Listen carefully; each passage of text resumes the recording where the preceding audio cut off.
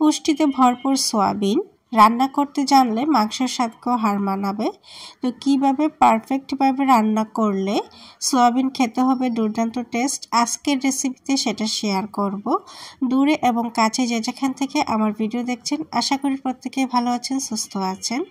আলহামদুলিল্লাহ আমিও ভালো আছি। প্রতিদিনের মতো নতুন রেসিপি নিয়ে আপনাদের মাঝে আজকে চলে আসলাম। তো আজকে রান্না করব সয়াবিন। এই সয়াবিন বড়ি আগে কখনো খাইনি এবং কিভাবে খায় তাও জানতাম না। যবে থেকে আমি জানতে পারলাম যে এই সয়াবিন নাকি মাছ মাংসের থেকেও বেশি ভিটামিন, তবে থেকে এই সয়াবিন খাওয়ার প্রতি ইন্টারেস্টিং হয়েছি। প্রথম কয়েকবার রান্না করেছি, যত বেশি টেস্ট পাইনি, খেয়েছি পুষ্টির জন্য খেয়েছি। তো এই সয়াবিনটা আমি আধা ঘন্টা ভিজিয়ে রেখে ভালো করে পানির মধ্যে 4-5 বার ধুয়ে চিপে ক্লিন করে নিয়েছি। এখন চুলার মধ্যে একটা প্যান বসিয়ে দিয়েছি। প্যানের মধ্যে পরিমাণ মতো তেল, একটু লবণ, একটু হলুদ দিয়ে সয়াবিনটাকে ভেজে নেব। সয়াবিনটা ভেজে নিলে সয়াবিনের যে কাঁচা গন্ধ সেটা থাকে না, রান্নার পর এটা খেতে অনেক বেশি টেস্টি হয়। তো কারা কারা সয়াবিন খান, কিভাবে খান কমেন্টের মাধ্যমে জানাবেন।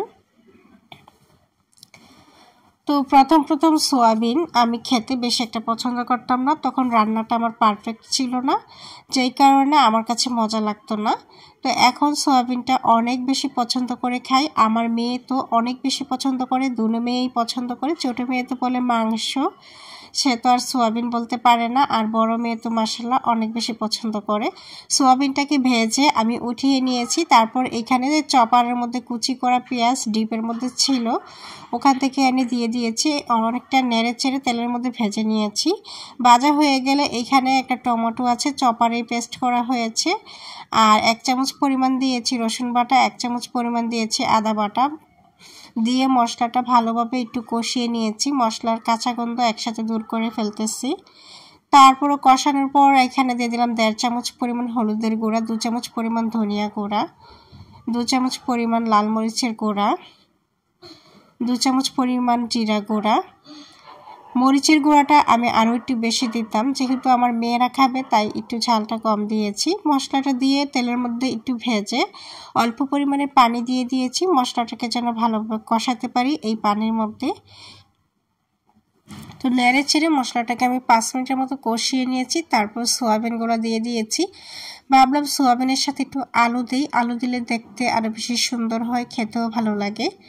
তো প্রেশার কুকারে আলাদা ছোট সাইজের আলু সিদ্ধ দিয়ে দিয়েছিলাম, মাঝখানে আলুগুলো ছিলে নিয়েছি এটা কষাইতে। তো সেই আলুগুলো এনে আবার দিয়ে দিলাম, দিয়ে আলুগুলো দিয়ে এবার নেড়ে চেড়ে ভালোভাবে কষাবো। এখন কিছু গরম মশলা দিয়ে দিচ্ছি, দারচিনি 2 টুকরা, 4-5টা এলাচ, আর হচ্ছে 2টা তেজপাতা দিয়ে দিয়েছি। আর হচ্ছে যে লবণ দিয়ে দিচ্ছি স্বাদ মতো। সয়াবিনটা ভাজার সময় অল্প পরিমাণে লবণ দিয়েছিলাম, তাই এখন অল্প পরিমাণে দিয়েছি, লাগলে পরে আবার দেব। এইভাবে নেড়ে চেড়ে অনবরত কষিয়ে নিচ্ছে ভালোভাবে। কষিয়ে মূলত রান্নাটা আজকে করছি। বেশি একটা ঝোল দেব না, বেশি ঝোল দিলে খেতে ভালো লাগে না। যারা আমার ভিডিওটা ধৈর্য ধরে দেখছেন প্রত্যেককেই অনুরোধ করছি একটা সঠিক সুন্দর মন্তব্য করে যাবেন, যেন আপনার বাড়ি থেকে ঘুরে আসতে পারি। তো অল্প পরিমাণে আমি ঝোল দিয়ে দিয়েছি, এই ঝোলের মধ্যেই রান্নাটা করব। আমার ভিডিওটা যারা ফেসবুক পেজ থেকে দেখছেন অনুরোধ করছি ফলো দিয়ে সাথে থাকার জন্য। যারা ইউটিউব থেকে দেখছেন অনুরোধ করছি আমার চ্যানেলটিকে সাবস্ক্রাইব করে দেওয়ার জন্য।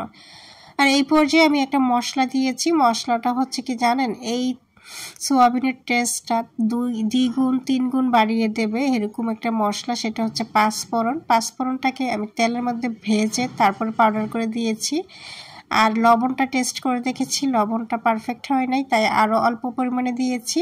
আর ওই মশলাটা দিয়ে প্রায় 3-4 মিনিটের মতো নেড়ে চেড়ে জাল করে কুক করে নিয়েছি। ওই মশলাটা দেওয়া এত বেশি টেস্টি হয়েছে কি বলবো, ভাষায় প্রকাশ করার মতো না, সেই লেভেলের টেস্টি হয়েছে। তো এইভাবে যারা সয়াবিন রান্না করে নেয় একবার আমার রেসিপি ফলো করে রান্না করে দেখবেন কত বেশি টেস্টি হয়েছে, এবং রান্না করলে অবশ্যই আমাকে কমেন্ট করে জানাবেন। আর রান্নাটা দেখুন বন্ধুরা কত বেশি লোভনীয় এবং আকর্ষণীয় হয়েছে।